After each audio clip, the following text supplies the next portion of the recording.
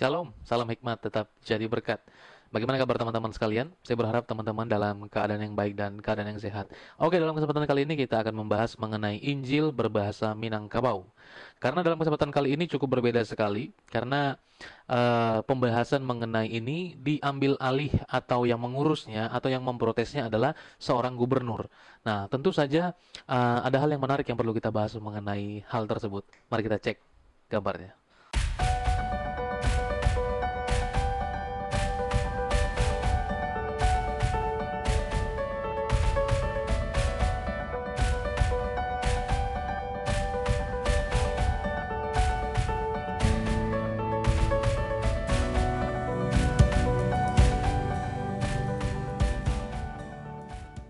Ya teman-teman, poin-poin yang dianggap menjadi penolakan Injil berbahasa Minang ini adalah yang pertama, poin dalam surat itu, masyarakat Minangkabau merasa sangat keberatan dan resah dengan aplikasi Injil berbahasa Minang. Jadi, kalau kita mau perhatikan, ini oleh karena masyarakat Minang yang merasa keberatan dengan aplikasi tersebut. Dan poin yang kedua adalah bertolak belakang dengan adat istiadat Minangkabau itu sendiri yang berpedoman pada syarak basandi kitabullah. Kita bahas ini pelan-pelan dalam 2 poin surat yang diajukan oleh Gubernur Sumatera Barat, Irwan Prayitno. Oke, teman-teman, yang pertama di sini saya mau membahas begini. Hal yang harus menjadi pembahasan itu sebenarnya yang pertama begini. Ini disampaikan oleh seorang gubernur. Ingat ya, ini disampaikan oleh seorang gubernur yang notabene pemimpin di sebuah wilayah Indonesia sebagai negara kesatuan yang beragama, bukan negara satu agama, serta negara yang berasaskan Pancasila, Undang-Undang Dasar 1945. Maka status sebagai gubernur ini memiliki beban yang majemuk. Jadi status gubernur ini memiliki beban majemuk, heterogen, dan itu tidak didasarkan oleh satu kepercayaan atau satu asas tertentu, tetapi NKRI dan Undang-Undang Dasar 1945 adalah beban heterogen yang dimiliki oleh gubernur. Jadi tidak bisa sentralnya itu kepada satu kelompok tertentu. Ini harus netral, harus heterogen, tidak bisa homogen pada suatu golongan tersendiri. Secara kepemimpinan harus menelaah secara kooperatif, komprehensif dalam masalah seperti ini, gitu ya. Jadi harus ditelaah dulu, diselidiki dulu. Tidak bisa ujuk-ujuk langsung mengambil keputusan seperti itu. Terus kemudian masalah ini bukan dengan otoritas yang dimiliki, apalagi mungkin kepemimpinan kelompok tertentu atau bahkan kepentingan kelompok. Artinya, jika tadi poin pertama berkata masyarakat Minangkabau resah dan lain sebagainya, masyarakat yang mana? Itu perlu ada diajukan mungkin angket atau bagaimana gitu ya. Dan kemudian terlihat nampak sekali mungkin itu dia ditekan, mungkin ada kegelisahan-kegelisahan yang timbul dari sekelompok orang, terus kemudian langsung buru-buru ujuk-ujuk mengambil sebuah keputusan seperti itu. Saya rasa itu juga kurang berhikmat, kurang tepat langkah yang diambil. Terus kemudian poin yang kedua adalah permohonannya bukan untuk dipertimbangkan. Oke, kalau teman-teman baca di surat itu, permohonannya bukan untuk dipertimbangkan, tetapi permohonan itu atau yang permintaan yang diminta oleh Irwan Prayitno, Gubernur Sumbar ini bukan untuk pertimbangan, tetapi hapus. Coba, ya, apakah ini tidak terlihat sebuah suatu tindakan yang sangat-sangat buru-buru sekali? Sepertinya ada yang dikejar, sepertinya ada yang urgen sekali dengan hal itu. Di tengah-tengah kita yang membahas tentang corona, masih ada pemimpin yang sibuk ngurusin hal-hal seperti ini. Itu receh banget. Nanti kita akan lanjutkan. Jadi pertimbangannya adalah bukan untuk ditelaah dulu, diselidiki dulu, Kominfo coba cek sesuai nggak. Ini nggak. Yang disebutkan adalah langsung hapus. Mengapa saya katakan permohonan untuk hapus ini bisa menjadi blunder atau bisa menjadi sebuah kesalahpahaman yang besar, apalagi dalam dunia politik? Karena yang pertama begini, bahwa Gubernur Sumatera Barat ini seperti ada yang mendesak atau seperti ada kepentingan yang urgen tentang hal tersebut. Apakah ini juga mendekati tahun politik, mencari perhatian, mencari suara, atau apapun itu namanya, saya tidak mengerti. Nah, maka teman-teman, yang pertama adalah seperti ada yang mendesak, seperti ada yang berusaha menonjolkan kepentingan tertentu, ungkapan-ungkapan atau surat-surat ini. Terus kemudian yang kedua, hal ini bisa jadi dianggap Menteri Kominfo Indonesia, atau bisa saya sebut Bapak Menteri Kominfo Johnny G. Plate, tidak usah perlu mengetahui masalah ini lebih jauh, pokoknya hapus sajalah. Karena Menteri Bapak Johnny G. Plate ini juga adalah seorang yang non-muslim atau bukan beragama Islam. Bisa jadi seperti itu. Karena permintaannya hapus, bukan disuruh telaah, menyelidiki dan lain-lain. Dia mungkin nggak peduli juga gitu. Jadi Gubernur Sumbar ini tidak peduli juga mungkin dengan Kominfo. Itu analisanya. Bisa jadi seperti itu. Terus kemudian yang tiga, menunjukkan bahwa Gubernur Sumbar ini tidak menunjukkan sikap Islam itu sendiri yang tabayun dan mengutamakan konsolidasi, mengutamakan pembicaraan yang intens dengan pihak-pihak tertentu. Langsung hapus. Ini kan saya rasa teman-teman yang beragama Islam itu sangat bagus dalam hal tabayun, konsolidasi, berbicara. Tapi saya rasa langsung hapus itu adalah tindakan yang tidak tepat. Oleh karena itu, teman-teman, itu menjadi pembahasan yang serius bagi kita semuanya. Kemudian, mari kita perhatikan bagian yang ketiga dalam poin saya.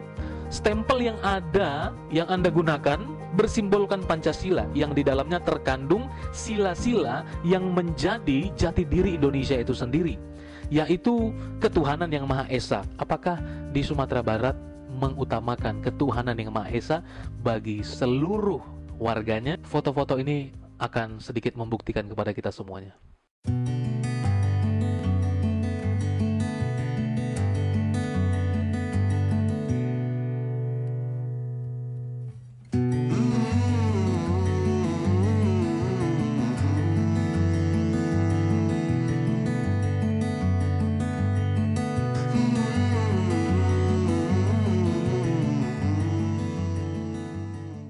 Maka saya tidak akan bahas ini, namun marilah kita sadar dengan jabatan yang sedang dimiliki oleh Bapak Irwan Prayitno, bahwa di Indonesia bukan negara satu agama, tetapi negara beragama. Oke, saya akan menanggapi mengenai budaya dan agama. Yang pertama begini, tidak ada agama yang timbul dari Indonesia itu sendiri. Jadi Indonesia itu sendiri bukan berpenghasilan atau menimbulkan satu agama. Tidak. Jadi semua agama-agama di Indonesia itu juga adalah agama yang masuk. Semua ada pembawanya, semua ada misionarisnya, sebagai pembawa atau sebagai yang mengabarkan sesuatu di dalam Indonesia itu sendiri. Tapi negara sendiri yang agama sendiri yang timbul dari Indonesia sendiri itu, kalau kita belajar sejarah yang dalam sekali, tidak ada. Nah, baik itu Hindu, Buddha, juga Islam dan Kristen, Katolik, dan lain sebagainya, ada pembawanya. Indonesia itu sendiri tidak menghasilkan atau tidak mengeluarkan sebuah item agama. Karena tidak ada agama yang mengajarkan yang buruk. Semua agama mengajarkan tidak boleh mencuri, bukan? Semua agama mengajarkan tidak boleh membunuh, bukan? Semua agama mengajarkan kita tidak boleh menyakiti yang lain. Semua agama mengajarkan itu. Oleh karena itu, agama itu menjadi sesuatu hal yang baik, dan agama itu harus mendidik manusianya menjadi sesuatu yang baik. Jadi kalau ada oknum agama tertentu boleh hadir di Indonesia ini, mengizinkan ada kriminal, mengizinkan ada perzinahan, kekerasan, apalagi pembunuhan, berarti agama itu tidak baik. Itu acuan kita. Tetapi sungguh semua kitab-kitab suci yang diakui agama di Indonesia tidak ada yang mengizinkan namanya kejahatan. Berarti bahwa dari acuan ini tidak ada agama yang mengajarkan hal yang jahat. Nah, kalau teman-teman baca dalam Galatia pasalnya yang kelima, ayat 22 hingga ayatnya yang ke-26, di sana Paulus menuliskan kepada jemaat di Galatia mengenai buah roh, bahwa ada buah daging jahat, dan ini hawa nafsu, semuanya kepentingan diri sendiri dibahas di situ. Tapi yang Tuhan mau ternyata bukan itu. Ada buah roh yang ada dalam firman Tuhan, yaitu kasih, sukacita, damai sejahtera, kemurahan, kebaikan, kesetiaan, kelemah lembutan. Tidak ada hukum yang menentang hal itu. Jadi Alkitab mengajarkan kita untuk kasih, sukacita, damai sejahtera, kesabaran, kemurahan, kebaikan, kesetiaan, kemudian kelemah lembutan dan penguasaan diri. Alkitab mencatat tidak ada hukum yang menentang hal itu. Jadi di Alkitab, firman Tuhan tidak ada yang bertentangan dengan hukum manapun di muka bumi ini. Maka itu sesuatu hal yang baik dari sudut pandang Kristen mengenai hal ini. Maka kenapa mungkin dilarang? Apa yang salah dengan firman Tuhan? Kira-kira kan begitu acuannya, bahwa agama berpedoman untuk semua orang tidak melakukan hal yang jahat. Kira-kira begitu. Terus kemudian yang kedua, ada yang beranggapan bahwa budaya itu beragama. Budaya itu beragama. Tetapi ada yang beranggapan bahwa agama itu berbudaya. Dan hal ini akan terus menjadi masalah ketika seseorang yang fanatik tentang keduanya, sehingga tidak dapat menemukan sisi kemanusiaan dalam konteks berbudaya untuk kesatuan di bawah negara yang berasaskan Pancasila. Jadi ketika orang fanatik tentang budaya dan agamanya, sesungguhnya ini bisa menjadi bahaya bagi negeri kita. Bahwa tidak penting sebenarnya agamanya apa, kita punya satu budaya. Tidak penting budayanya apa, yang penting kita beragama. Ini adalah budaya dan agama sama-sama mengajarkan asas yang baik bagi kita semuanya. tidak untuk dilarang, tidak untuk membuat seseorang itu menjadi manusia yang tidak baik. Kemudian saya akan membahas mengenai aplikasi dan akidah. Islam adalah negara agama besar di Indonesia. Persatuan, kekompakan, ya, tidak perlu diragukan lagi deh. Ya, perlu kita beri juga apresiasi kepada saudara-saudara kita yang beragama Islam, karena mereka juga adalah salah satu pelaku toleransi terbesar jika ukurannya adalah populasi. Maka berbicara akidah tidak perlu diragukan lagi. Mereka adalah orang-orang yang taat dan menghargai keberagaman. Namun sebagian oknum dari orang-orang yang kebetulan agamanya Islam yang menjadikan Islam terlihat intoleransi. Saya yakin Islam itu toleransi, tapi ada beberapa oknum memang yang seringkali timbul sebagai sosok yang intoleran. Jadi teman-teman, aplikasi itu adalah benda netral, mengikuti hasrat penggunanya. Jika di Islam, jika dia adalah seorang Islam, maka aplikasi yang tersedia di bilanglah Play Store adalah ada banyak aplikasi Islam, mau hadisnya, mau tafsirannya, mau lantunan-lantunannya, semua tersedia di aplikasi itu kalau orangnya adalah Islam. Begitu juga kalau pengguna aplikasi itu adalah seorang Kristen, maka dia akan buka Alkitab, ada juga di sana tafsiran, ada juga di sana pembahasan ayat-ayat rohani dan lain sebagainya. Maka tergantung siapa yang pegang, gitu ya. Siapa yang pegang? Kalau saya seorang Kristen, apakah saya akan buka akan buka Al-Quran? Kalau Anda mungkin adalah seorang Islam, apakah Anda akan mungkin buka Alkitab? Tentu tergantung siapa yang pegang. Maka aneh sekali kalau ketakutan aplikasi benda netral yang bahkan wujudnya saja tidak nampak, itu ditakutkan seperti kebakaran jenggot seperti itu lucu banget menurut saya. Kalau saya adalah orang Kristen, saya nggak akan mungkin download Alkitab. Kalau saya adalah seorang Kristen, saya tidak akan mungkin download Al-Quran. Begitu juga teman-teman yang Muslim tidak akan mungkin download Alkitab kalau mereka adalah beragama Muslim. Maka itu adalah benda netral yang harus diketahui oleh Gubernur Sumatera Barat ini. Aplikasi juga punya banyak item tentang hal-hal di luar agama. Agama adalah salah satu privasi. Jadi semua orang berhak beragama dan berkewajiban untuk menghormatinya satu dengan yang lain. Maka yang harus dipahami pada aplikasi ini adalah pertama begini, Islam seharusnya tidak membuka Alkitab, bukan kitabnya, maka jelas ini tergantung pada kebutuhan. Dan Kristen tidak akan buka Al-Quran karena bukan kitabnya. Maka teman-teman, unsur subjektif itu harus ada karena agama itu sifatnya privasi. Oke, agama itu sifatnya privasi.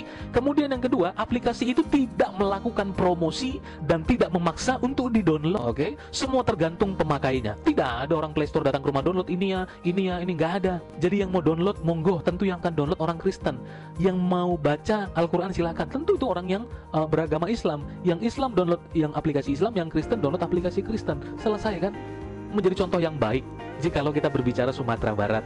Ada juga satu tokoh, kalau kita ingat, salah satu politisi partai Gerindra yang dia, ini baru bener nih, dia mengecek sebuah aplikasi yang sedang berkembang mengenai prostitusi online, dan dia sendiri yang turun tangan menggerebek seseorang itu yang sedang menggunakan jasa prostitusi online. Harusnya begitu Pak Irwan, serius Pak. Itu lebih bermanfaat daripada membahas hal-hal seperti seputar kitab suci yang sebenarnya tidak datang ke rumah kita langsung, hanya melalui aplikasi. Dan itu silakan diberitakan di masjid-masjid atau di tempat ibadah yang lain, ya jangan download ini semua karena bukan kitab kita. Yang Kristen download ini, yang Islam download ini. Selesai. Tidak perlu ujuk-ujuk langsung download, jangan langsung mengajukan kitab langsung mengajukan Menteri Kominfo. Jauh sekali saya pikir kaitannya. Nah maka teman-teman kasih nama Tuhan Yesus Kristus, kalau kita mau berbicara mengenai bahasa sekali lagi dan juga agama, bahasa Indonesia itu bahasa resmi yang kita miliki. Kemudian kalau kita berbicara teman-teman tadi yang di Minangkabau adalah berpedoman pada Al-Quran sebagai pedoman iman, kemudian dikaitkan dengan bahasa. Ini menurut saya bentrok sekali. Kalau mau sekalian berpedoman pada sebuah keislaman atau Al-Quran, kenapa di Minang tidak bahasa Arab aja? Dan di Minang tidak boleh berbahasa Inggris. Orang-orang Minang tidak boleh belajar bahasa Inggris karena sejarahnya itu, wah, teman-teman tahu kan sejarahnya ada mengenai kekristenan di sana. Jangan ada satupun orang Minang yang bahasa Inggris. Tidak boleh orang Minang belajar bahasa Inggris, melakukan dan menjadi guru bahasa Inggris. Nggak boleh ada, karena tidak sesuai dengan sejarahnya. Bagaimana? Itu kan kaitan yang sangat konyol sekali kalau mau diprotes. Makanya teman-teman semuanya, mari kita menjadi orang yang tenang, calm down, untuk semuanya kita bisa memikirkan ini. Jangan seperti ada yang mendesak lah. Mungkin sudah mendekati tahun politik, mungkin ada menggunakan ini sebagai manuver-manuvernya. Saya tidak mau terlibat jauh dalam masalah ini, tapi sesungguhnya ini masalah sederhana. Di dalam Alkitab ini adalah menjadi acuan iman, ada kekuatan, ada pengharapan di dalam firman Tuhan. Maka tidak ada kriminal yang diajarkan dalam Alkitab. Tenang saja, tidak usah merasa ini sebuah ancaman yang luar biasa. Tidak ada seruan pembunuhan, tidak ada hal-hal negatif yang diajarkan dalam Alkitab. Seorang yang punya iman yang kuat, dia tidak akan terpengaruh hal-hal yang lain. Terima kasih teman-teman udah menyaksikan video ini. Kiranya ini menjadi berkat dan teman-teman tetap teguh iman di dalam Kristus Yesus Tuhan kita. God bless you, tetap berhikmat dan tetap jadi berkat.